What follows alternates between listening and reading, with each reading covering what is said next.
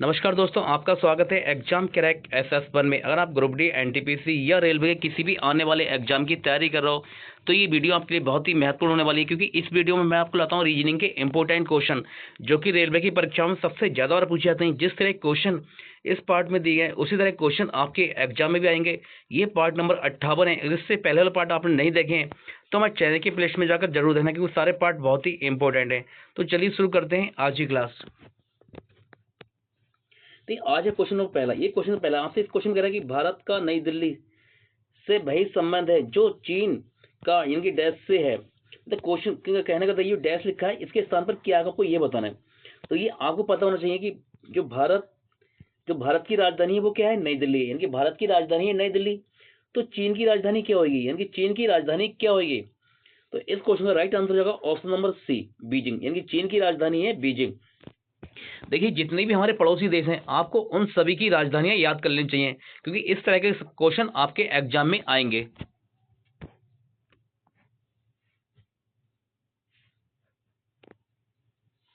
Question number 2। तो इस question में आपसे कह रहा है कि 415 का अर्थ क्या है, मिल्क इज हॉट। 18 का अर्थ क्या है, हॉट सॉफ। और 895 का अर्थ क्या है, ये है। तो आपसे राइट टेस्टी शब्द का को दर्शाएगी, यानी कि इस शब्द को किस अंग द्वारा दर्शाया जाएगा हमको यह बताना है। तो ये तो देखिए आपको डायरेक्ट बताऊंगा। इस तरह के क्वेश्चन का आंसर निकालने के लिए आपको करना क्या है, सबसे पहले हमसे पूछ रहा है, इस शब्द को पूछ रहा है कि इसे किस अंग द्वारा दर्शाया जाएगा।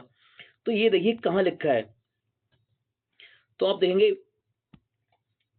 ये लिखा है यहाँ पर, यानी कि यहाँ लिखा है।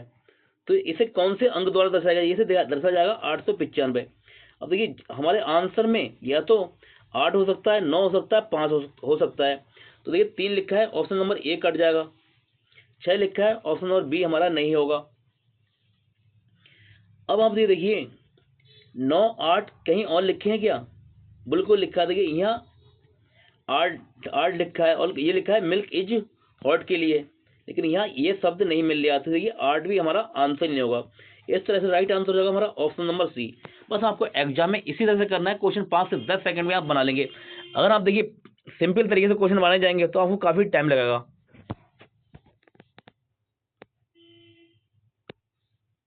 तो क्वेश्चन नंबर 3, इस क्वेश्चन आपसे करेंगे एक भिन्न को बाहर निकालें। यानी क्वेश्चन में कहने का मतलब ये है कि जो 3 है वो क्या है, एक समान है और एक क्या है, अलग है। आपको वह बताना है कि कौन सा ऑप्शन अलग है। तो ये हम ध्यान देंगे। देखिए बी का दर्पण प्रतिबिंब यही बनेगा, क्योंकि देखिए जब बी इस तरह से बी लिखा है, ठीक है, जब बी लिखा है, जब हम यहाँ इस तरह से दर्पण लगाएंगे इस तरह से, तो ये वाला बी किस तरह से बनेगा, क्योंकि ये भी बन जाएगा इस तरह से बन जाएगा, दर्पण लगेगा। तो इसी हिसाब से देखिए आपका इस बी से ये दर्पण प्रतिबिंब बना, और इस के से आपका ये के का दर्पण प्रतिबिंब बना है, और इसका इससे 3 का दर्पण प्रतिबिंब बन रहा है। और देखिए जो एल एल है ये क्या है, एक समान है। और हम एल का दर्पण प्रतिबिंब लगाएंगे, यानी कि जो एल है इसका हम दर्पण लगाएंगे इसमें इस तरह से, तो जो हमारी एल है वो बनेगी इस तरह से, और इस तरह से ये दिक्कत। तो कौन सा ऑप्शन हो जाएगा हमारा, ये हो जाएगा डी वाला। और डी वाला कहाँ दिया है, ये दिया है ऑप्शन नंबर बी में। राइट आंसर होगा हमारा ऑप्शन नंबर बी। तो क्वेश्चन नंबर 4 है। तो इस क्वेश्चन को बताना है, जो क्वेश्चन मार्क है इसके स्थान पर क्या आएगा, आपको यह बताना है। तो देखिए इस टाइप का जो भी क्वेश्चन आए, आपको सबसे आसान तरीका बता रहा हूँ, आपका सेकंडों में आंसर निकलेगा। बस आपको यह तरीका अपनाना होगा। कैसे, देखिए अगर देखिए हम पहले हमसे देखिए जो क्वेश्चन मार्क के स्थान पूछ रहा है, तो ये आ रहा है बाहर वाले वर्ग में आ रहा है। हम अंदर वाले जोड़ ले पहले, यानी कि 6 4 10, 6 और 4 10 जोड़ेंगे, और 10 6 16, और 16 8, 16 8 का योग बनेगा 24। यानी कि हम इन्हें जोड़ेंगे सबको, 6 प्लस 4 प्लस 6 और प्लस 8, इन सबको जोड़ेंगे। 6 4 10, 8 6 8 14, यानी कि इनका योग आया 24, यानी कि ये 24 बना। अब देखिए हमने इसी तरह से हम बाहर वाले को जोड़ लें, 8 6 14, 8 से 14 और 14, 14 4 18। देखिए 18 सम बना, यानी कि हमने जोड़ा 6 प्लस 8 प्लस 4 को जोड़ेंगे तो ये बनने 18। अब 18 में हम क्या जोड़ें, 18 में हम क्या जोड़ें जो हमारा 24 बन जाएगा। अगर हम 18 में प्लस 6 जोड़ दें तो ये हमारा 24 बन के तैयार हो जाएगा। तो क्वेश्चन मार्क के स्थान पर क्या आएगा, यहाँ आएगा 6 और 6 दिया है ऑप्शन नंबर डी में। इस तरह से राइट आंसर हो जाएगा हमारा option number D.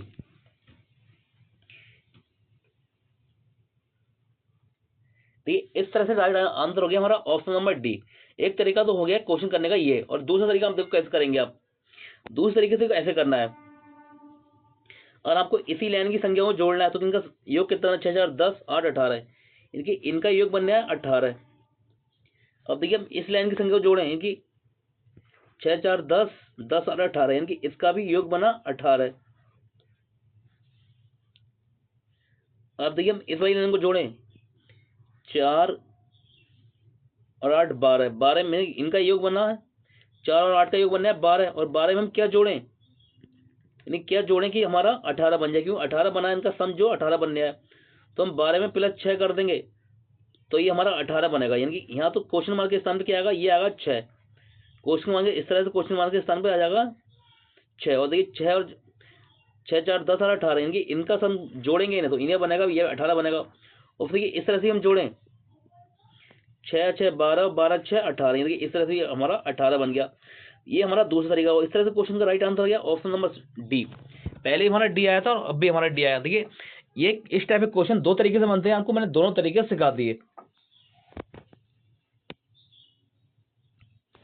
Question number 5, देखिए इस क्वेश्चन आपसे कह रहा है कि कविता अपने कार्यालय से उत्तर की ओर 2 किलोमीटर चलती है।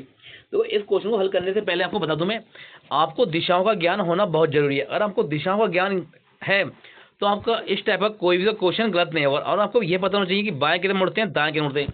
देखिए मान लिया हमने इस तरह से तीर लगाया, ये तीर लगाया, ठीक है, तो ये समझना ये तीर आप इसको तीर मत समझना, इसे समझना आप खुद, ये आप खुद करें, ये आपका शरीर है, यानी कि ये आपका शरीर है, ठीक है, और ये आपके 2 हाथ हैं, ये आपके 2 हाथ हैं। इस तरह से आप अपने आप को समझना, ठीक है। और जिस हाथ में आप घड़ी पहनते हैं, जैसे मान लिया इस हाथ में आप घड़ी पहनेंगे, ये हाथ होता है बायां। जिस हाथ में आप घड़ी पहनते हैं वो होता है बायां, हमेशा याद रखना। बाएं दाएं में भी कभी गलती आपकी नहीं होगी। जिस हाथ में घड़ी पहनते हैं वो होता है हमारा बायां, और जिसमें घड़ी नहीं पहनते हैं वो होता है दायां। इस तरह से आप रखना, बाएं दायां आप कभी नहीं भूलेंगे अगर आपको यह पता है तो। अब आपसे कहा कि बाएं मुड़ना है तो आपको इस तरह मुड़ना है, और आपसे कहा जाए दाएं मुड़ना है तो आपको इस तरह मुड़ना है। इस तरह से आप बाएं दायां पता कर लेंगे। तो देखिए हमारी 4 दिशाएं होती हैं। सबसे ऊपर साइड में होता है उत्तर, नीचे साइड में होता है दक्षिण, इस साइड होता है पूर्व, और ये साइड होती है आपकी पश्चिम। ये 4 दिशाएं होती हैं। और हमेशा देखना जो 2 दिशाओं के बीच में कोण बनता है, यानी कि 2 दिशाओं के बीच में वो कोण बनता है 90 डिग्री का। वो 90 का बना, तो देखिए ये भी कोण जो बनेगा इनके बीच के बीच में, ये भी क्या होगा 90 डिग्री का होगा। और देखिए इनके बीच में जो भी कोण बनेगा ये भी क्या होगा 90 डिग्री का होगा, और ये भी कोण क्या होगा 90 डिग्री का होगा। और 3 हम चारों को कोण को जोड़ेंगे तो चारों कोण का जो योग होता है वो होता है 360 डिग्री। अगर आपको ये भी सब नॉलेज है तो आपका इस टाइप का क्वेश्चन कभी आपसे गलत नहीं होगा। तो ये जैसा क्वेश्चन कहता जाए आपको वैसे क्वेश्चन करते रहना है। तो क्वेश्चन आपसे कह रहा है कविता अपने कार्यालय से 2 किलोमीटर उत्तर की ओर चलती है। मान लिया यह क्या है, यह है कविता, यह थी कविता, ये कविता का ये था कार्यालय। यहां से 2 किलोमीटर चली उत्तर की ओर, इनकी 2 किलोमीटर चली उत्तर की ओर। अब क्वेश्चन ध्यान से पढ़ना, नहीं तो आपसे गलत हो जाएगा। आपसे कह रहा है फिर वह 270 डिग्री दक्षिणावर्त मुड़ती है, 270 डिग्री दक्षिणावर्त मुड़ती है और 3 किलोमीटर सीधे चलती है। कितनी मिली, 270 डिग्री मुड़ी। अब देखिए आप यहाँ कंफ्यूज हो जाएंगे, कुछ लोगों को पता होगा कुछ लोगों को पता नहीं होगा। यहाँ लिखा है दक्षिणावर्त। अब आपको ये कहेंगे सर ये दक्षिणावर्त कौन सी दिशा होती है, तो बेटा जब भी हमको ये बोला जाए कि दक्षिणावर्त, तो हमेशा मतलब देखिए जो आपका स्टार्टिंग में हो रहा है दक्षिणावर्त में, पहले हो रहा है दा से आपका दाया होता है, ठीक है, दा से हमेशा रखना दाया होता है। ये लिखा है दक्षिणावर्त, तो आपको हमेशा बताना कि आपको दाएं मुड़ना है, दाएं मुड़ना है, क्योंकि दक्षिणावर्त का मतलब होता है दाएं, आपको दाएं मुड़ना है, ठीक है। अब हम समझ जाओगे क्वेश्चन को।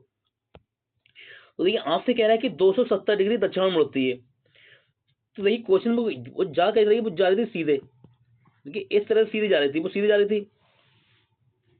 देखिए यहाँ से और इनके बीच की दूरी कितनी हो जाएगी, ये हो जाएगी 180 डिग्री, क्योंकि देखिए जो इनके एक कोण का योग बन गया था, जैसे आपने यहाँ प्लस लगा दिया इस तरह से समझो,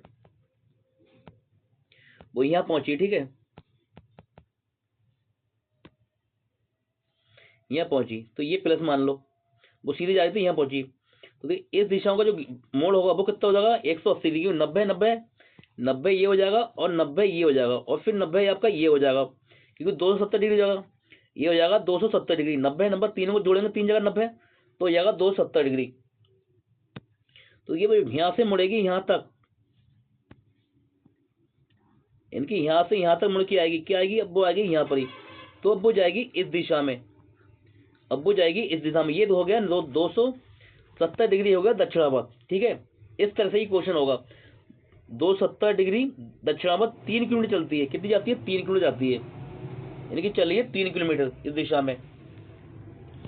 अब क्वेश्चन कह रहा है कि और फिर वह बाएं मुड़ती है और फिर मुड़ती है बाएं, तो अभी बताया, तो मैंने आपको बताया कि जब भी इस तरह से तीर बनाना, तो देखिए ये आपको खुद को मानना है, तीर को मानना, खुद को मानना, और तो ये देखिए जिस हाथ में हम घड़ी पहनते हैं ये वाला घड़ी वाला हाथ है, तो ये होता है बाएं, और जिसमें घड़ी नहीं पहनते हैं तो ये होता है दायां, इस तरह से आप याद रखना। तो आपको बाएं मुड़ना है, जब आपको बाएं मुड़ना है तो बायां कौन सा होगा, ये वाला हाथ होगा, हम इसमें घड़ी पहनेंगे, ये वाला बाएं होगा। फिर बाएं मुड़ती है और अपने घर पहुंचने के लिए 2 किलोमीटर चलती है, यानी कि आपको जाना है 2 किलोमीटर, यहाँ से मुड़ेगी बाएं और 2 किलोमीटर जाना है, यानी कि 2 अब चल गई वो कविता। तो क्वेश्चन अब जो आगे काम से कह रहा है कि चीजें चलती है, प्रारंभिक बिंदु के सापेक्ष अब वह किस दिशा में है, मतलब ये आ गया उसका घर, ये घर आ गया, और प्रारंभिक बिंदु कहाँ था, ये कविता का ये प्रारंभिक बिंदु था, पहला बिंदु ये था, तो ये इसके सापेक्ष वो किस दिशा में हो गई, तो वो है इस दिशा में, इसके सापेक्ष यानी प्रारंभिक बिंदु के इस सापेक्ष इस दिशा में, इस तरफ कौन सी दिशा, इस तरफ है पश्चिम, इस तरफ कौन सी दिशा, ये दिशा है पश्चिम, इस क्वेश्चन का राइट आंसर हो जाएगा पश्चिम, यानी कि ऑप्शन नंबर बी इस क्वेश्चन का राइट आंसर होगा। अब देखिए जिस तरह से आपको क्वेश्चन मैंने समझाया है, इस टाइप का कोई भी क्वेश्चन आए आपको इसी तरह से करना है, इस तरह से कभी भी आपका क्वेश्चन गलत नहीं होगा और आप बहुत ही कम टाइम में क्वेश्चन को बना लोगे।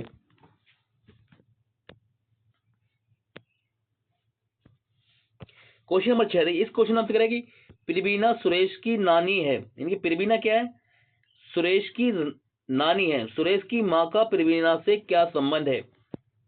देखिए ऐसा समझो क्वेश्चन को, जो प्रवीणा है क्या है, सुरेश की नानी है, ये माना क्या होगा, सुरेश होगा, ये हो गया सुरेश, सुरेश हो गया। अब सुरेश की यहाँ माँ होगी, यानी कि सुरेश की ये माँ होगी, और जो माँ की माँ होती है, जो माँ की माँ होती है वो कौन होती है, नानी होती है, वो होती है नानी, यानी कि यहाँ क्या होगी, नानी, और नानी का नाम क्या है, जो यहाँ पर ये नानी का नाम है प्रवीणा, रानी मतलब नानी का नाम है प्रवीणा।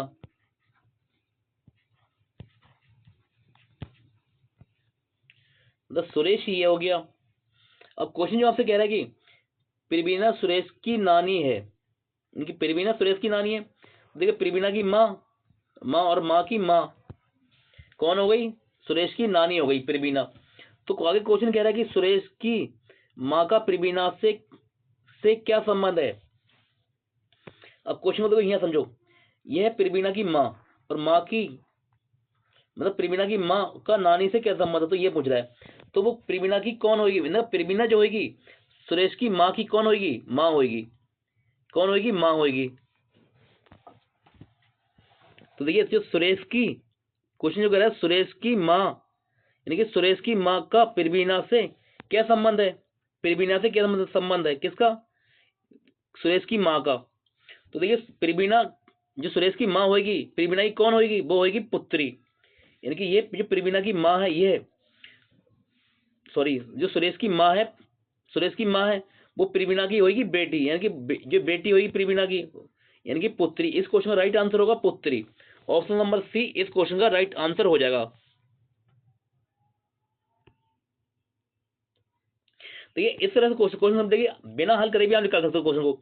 आपसे कह रहा है प्रवीणा सुरेश की नानी है, इनकी प्रवीणा है सुरेश की नानी है, सुरेश की माँ का प्रवीणा से क्या संबंध है। देखिए मान लिया आपको, अपने आप खुद को समझो, जो आपकी नानी होती है, ठीक है, जो आपकी नानी होती है वो आपकी माँ की माँ होती हैं, आपकी माँ की माँ होती हैं, जो आपकी नानी होती हैं।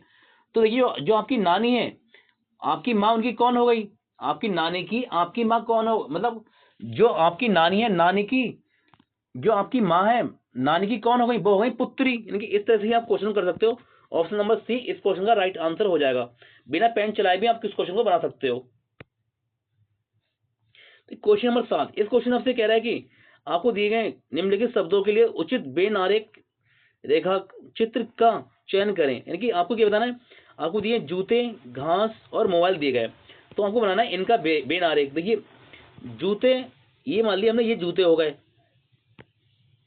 और ये हो गए घास, और ये आपका ये हो गया आपका मोबाइल, ये मोबाइल हो। इस तरह का बेनारेख बनेगा, क्योंकि इनमें कोई संबंध नहीं है।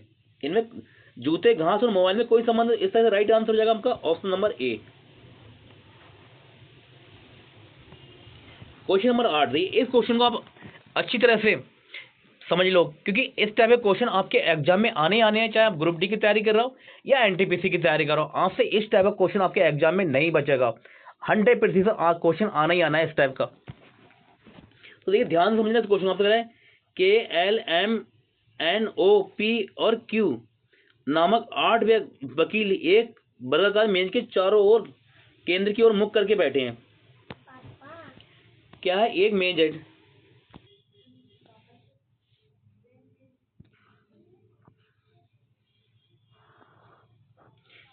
ये वही वर्गाकार मेज।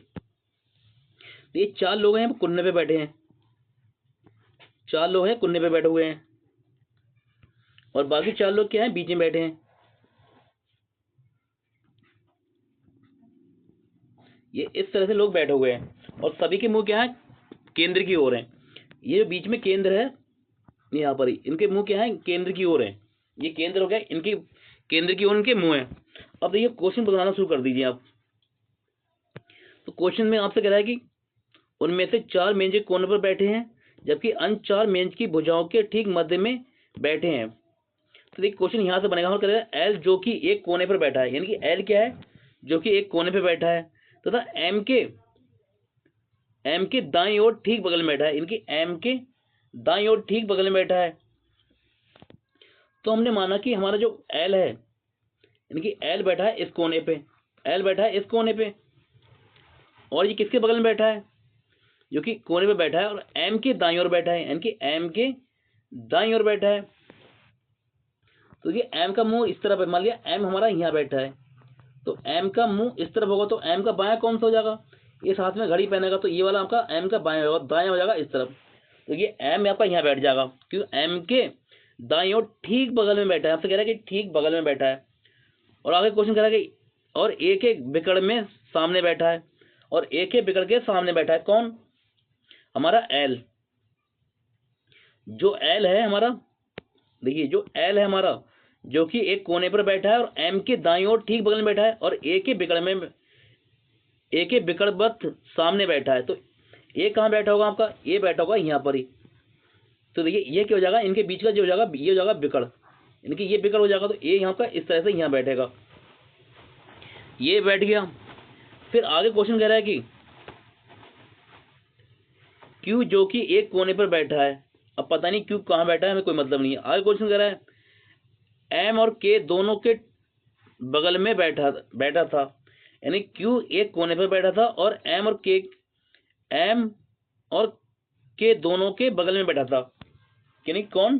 क्यू। तो एम हमारा ये हो गया, क्यू जो कि एक कोने पर बैठा है। तो देखिए हमने क्यू को यहाँ बैठा दिया, क्यू बैठ गया यहाँ पर ही, यानी क्यू यहाँ आ गया, क्यू एक कोने पे बैठा है, एम और के दोनों के बगल में बैठा है। तो ये के कहाँ आ जाएगा आपका? के आ जाएगा आपका यहाँ पर ही, क्योंकि जो क्यू बैठा है, क्वेश्चन जो कह रहा है जो क्यू बैठा है एम और के दोनों के बगल में बैठा है, यानी कि एम और के बगल में कौन हो गया? इन दोनों के बगल में हो गया आपका ये क्यू हो गया, ठीक है, दोनों के बगल में क्यू हो गया। आगे क्वेश्चन कह रहा है पी ए के बाईं ओर दूसरे स्थान पर बैठा था, यानी कि जो पी है ए के बाईं ओर दूसरे स्थान बैठा था, पी ए के बाईं ओर दूसरे स्थान बैठा था। पी ए के बाईं ओर दूसरे स्थान पर बैठा था।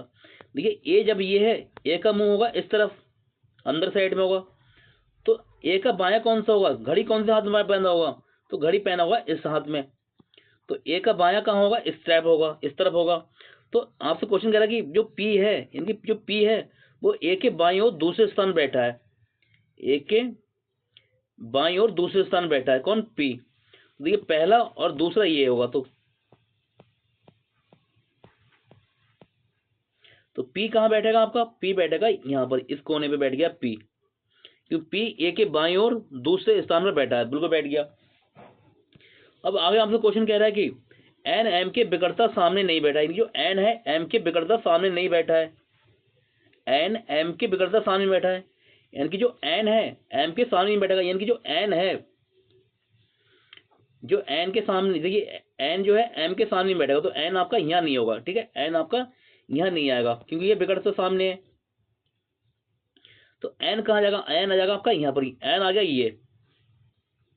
अब बची एक जगह, तो वो कौन सी जगह बची, कौन रह गया बैठने को,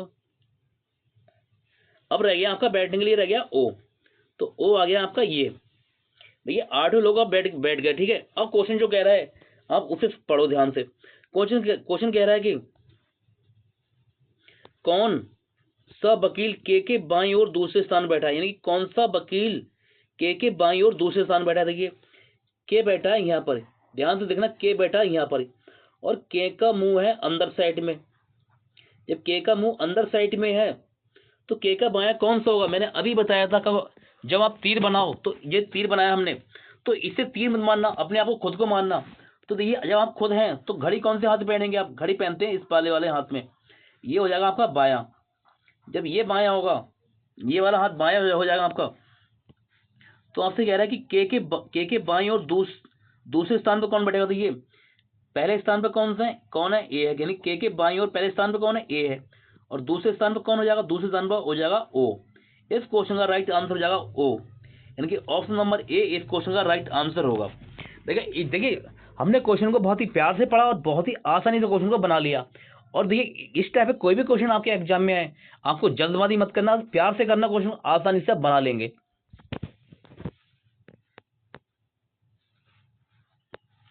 क्वेश्चन नंबर 9, इस क्वेश्चन में हमसे कह रहा है कि 5 अगस्त 1987 को कौन सा दिन था। तो देखिए इस क्वेश्चन को हल करने से पहले आपको कुछ बातें बताऊंगा, उन्हें याद कर लेना और कभी आपका क्वेश्चन गलत नहीं होगा। देखिए एक कोड लिख लो आप पहले, सबसे पहले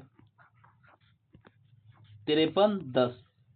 देखिए जब भी आपके विषम दिन 5 आए तो आपको, सॉरी, जब भी आपको 100 बचे, भाग देने पे आपको 100 बचे तो आपके विषम दिन होंगे 5, और जब भी आपके 200 बचे तो विषम दिन होंगे 3, और जब भी आपको 300 बचे तो विषम दिन होंगे आपका 1, और जब भी आपका 400 400 से पूरा कट जाए तो विषम दिन होंगे 0। आप इतना याद रखना, आपका क्वेश्चन आसानी से बन जाएगा। और एक बात याद रखना, अगर आपको दिनों के मतलब महीनों के दिन पता नहीं है कौन सा महीना कितने दिन का होता है, तो आप उसे भी लिख लो। आप लिख लो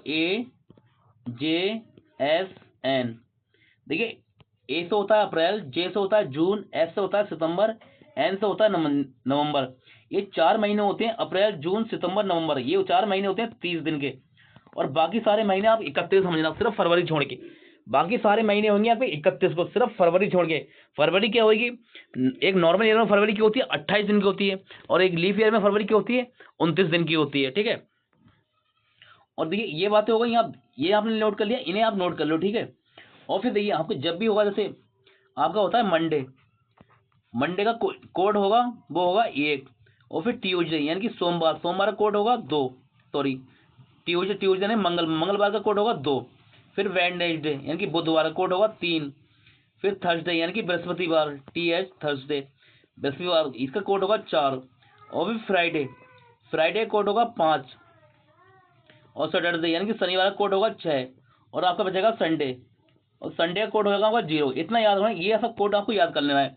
देखिए सोमवार कोड होगा 1, यानी कि सोमवार कोड होगा 1, मंगलवार कोड होगा 2, बुधवार कोड होगा 3, और बृहस्पतिवार कोड होगा 4, और शुक्रवार कोड होगा 5, और शनिवार जो कोड होगा यानी कि उसका कोड होगा 6, और संडे का यानी कि रविवार कोड होगा आपका 0। ये सब आपको याद है तो आप क्वेश्चन को आसानी से बना लेंगे। तो ये अब आते हैं हम अपने क्वेश्चन पर। तो ये हमसे कह रहा है 5 अगस्त 1987 को कौन सा दिन था। तो देखिए जहां लिखा है 1987, इससे जस्ट हम पहले जाएंगे। इससे पहले कौन सा आता है 1986, यानी कि इससे पहले कौन सा आएगा, ये आएगा 1986। अब इसमें निकालेंगे कितने विषम दिन होंगे। देखिए 1900 को अलग कर लेंगे हम, 1900 को हम भाग देंगे 400 से, और देखिए 86 को हम भाग देंगे 4 से। 86 इसे भाग देंगे हम 4 से, क्योंकि 4 से हम भाग क्यों देंगे, हम पता करेंगे इसमें नॉर्मल यानी कि जो हमारी लीफ ईयर है वो कितनी है, यानी कि अधि वर्ष हमारी कितनी है। तो ये 4 चौक 16, तो यहाँ से बचेगा शेष 300। तो यहाँ से शेष बचेगा 300, और मैंने आपको बताया जब शेष 300 बचेगा, यानी कि हम आपको बताया था 5310 ये कोड था हमारा, यानी कि आपको 100 शेष बच रहा है, तो आपके और दिन होंगे 5, और आपके 200 शेष बच रहा है तो और दिन होंगे 3। अगर आपका एक शेष बच रहा है, थोड़ी शेष बच रहे हैं आपके 300, तो और दिन होंगे इसमें 1। अगर आपका शेष यानी कि 400 पूरा पूरा कुछ ना बचे, तो आपका विषम दिन होंगे उसमें 0। तो देखिए हमने भाग दिया 1900 में 400 से, तो शेष बचा हमारा 300। शेष बचे जब 300 बचे, तो हमारा जब 300 के लिए ऑड डे कितने होगा, 300 के लिए होगा 1 डे, यानी कि ऑड डे मिला हमें 300 में 1 मिल गया। ठीक है,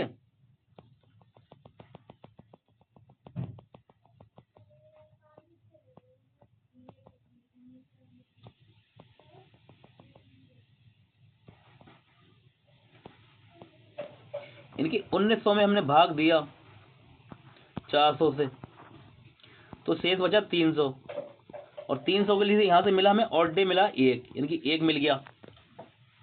अब देखिए 86 को भाग देंगे 4 से, तो कै बार जाएगा ये 4 से, 4 दूनी 8 और 4 एकम 4, यानी कि ये गया 21 बार, 4 से 21 बार पूरा कट गया। देखिए 86 नॉर्मल दिन हो गए, और इसमें 21 क्या हो गए, लीप ईयर हो गए, तो 86 में 21 और जोड़ लेंगे, यानी कि इसमें जोड़ लेंगे, तो ये कितने हो जाएंगे 7 और 8 2 10, ये होगा 107। अब इसे भाग देंगे 7 से, क्योंकि एक हफ्ते में होते हैं 7 दिन। तो देखिए यहाँ से कितने और डे मिलेंगे हमें, 7 एकम 7 बचा 3 और 7 पंजे 35, यानी कि यहाँ से हम और डे मिले 2, और डे मिल गए हमें 2। देखिए 2 ये मिल गए और 1 ये मिल गया, हमें और डे मिल गया 3, यानी कि 1986 से 86 में हमें और डे कितने मिले, वो मिला 1 ये और 2 ये, यानी कि और डे मिले हमें 3 मिल गए।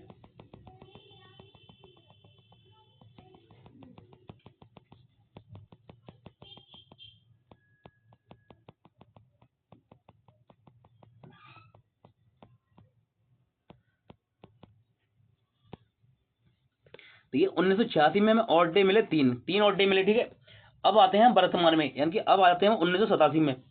बात हो रही थी 1987 से, तो हम स्टार्ट करेंगे जनवरी से, और हमें जाना है 5 अगस्त तक 1987 से 1987 में। तो जनवरी, फरवरी, मार्च, अप्रैल, मई, जून, जुलाई और अगस्त। तो देखिए मैंने अभी आपको बताया था कि AJFN को 30 मानना, बाकी सबको 31 मानना, यानी कि अप्रैल, जून, सितंबर और नवंबर ये 4 महीने होते हैं 30 के, बाकी सारे महीने होते हैं 31 के, फरवरी छोड़ के। तो देखिए जनवरी कितने की होगी, ये है 1987 क्या है, ये है नॉर्मल ईयर, यानी कि सामान्य वर्ष है, तो ये होगी आपकी 31 की। तो इसमें जो फरवरी होगी वो होगी 28 दिन की, और होता ये होता यानी कि लास्ट के 2 डिजिट 4 से कटते, यानी कि अगर आपका लीप ईयर होता तो फरवरी होती है आपकी 29 की, जनवरी आपकी 31 होगी, फरवरी होगी इसमें 28 दिन की।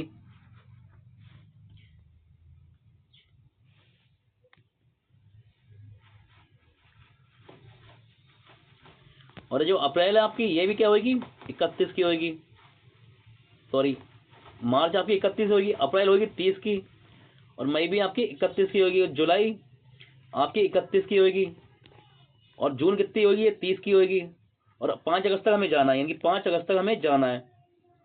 तो देखिए आप जनवरी में होते हैं 31 दिन, फरवरी में होते हैं 28 दिन, बात हो रही है 1987 की। ठीक है, और जो हमारी मार्च है, मार्च में होंगे 31 दिन, अप्रैल में 30 दिन, और मई में 31 दिन, और जून में 31, सॉरी जुलाई में 31, और जून में 30 दिन, और 5 अप्रैल तक हमें जाना है, यानी 5 अगस्त तक हमें जाना है। तो देखिए हम इन सबको, या देखिए इन सबको अब जोड़ लो। अब अगर हम इन सबको जोड़ेंगे, इन सबको जोड़ लो, ठीक है, और 7 से भाग दे लो, आपके विषम दिन निकल आएंगे। या फिर आप ऐसे कर लो, क्वेश्चन को आसान बनाने के लिए इन सबको 7 से भाग दे लो। अगर हम 30 को 7 से भाग देंगे, 7 चौक 28, 28 बार गया, 28 7 से कट गया, 28 कर देंगे, 28 पूरे पूरे कट गए, 7 चौक 28। तो शेष कितने बचेंगे? शेष बचेंगे यहाँ से 3, और 7 चौक 28, ये पूरा पूरा कट जाएगा, यहाँ से शेष कितने बचेंगे? 0। 7 चौक 28, यहाँ से भी 3 बचेंगे, 7 चौक 28, यहाँ से 2 दिन बचेंगे, 7 चौक 28, यहाँ से 3 बचेंगे, यहाँ से भी 3 बचेंगे, और यहाँ से 2 बचेंगे, और 5 तो ये है ही। अब देखिए इन सबको जोड़ लो और 7 से भाग दे लो। 3 3 6, 6 2 8, 8 3 11, 11 3 14, 14 और 2 16, 16 5 21, यानी कि दिन आए आपके 21। और 21 को 7 से भाग देंगे, 7 3 21, यानी कि यहाँ से हमें ऑड डे मिला 0, 0 मिल गया, यानी कि यहाँ से हमें ऑड डे मिला 0। तो देखिए 3 + 0 करेंगे तो ये बनेंगे, बन जाएगा 3। तो अब देखिए हमारा आया कोड, आ गया 3। और 3 क्या बताया आएगा? 3 पे कौन सा दिन होगा? तो मैंने अभी आपको बताया था कि सोमवार का कोड होता है 1, मंगलवार का कोड होता है 2, और बुधवार का कोड होगा 3, यानी कि हमें मिला है 3। तो कौन सा दिन होगा? यानी कि 5 अगस्त 1987 कौन सा दिन होगा? वो होगा बुधवार। क्योंकि इस क्वेश्चन का राइट आंसर हो जाएगा ऑप्शन नंबर डी। देखिए मैंने आपको क्वेश्चन समझाया, इसलिए इसमें टाइम लग रहा है, लेकिन आप इस क्वेश्चन को इस तरीके से बनाने का सीख जाएंगे, ठीक है, तो आप क्वेश्चन को मुश्किल से 5 से 10 सेकंड ही बना लेंगे। देखिए इस टाइप के क्वेश्चन आप 5 से 10 क्वेश्चन लेके बैठना, ठीक है, 5 क्वेश्चन करना है अपने आप। ये क्वेश्चन मैंने बनाया, आप कोई भी प्रीवियस बुक उठाना, उसमें आपको इस टाइप के बहुत क्वेश्चन मिल जाएंगे।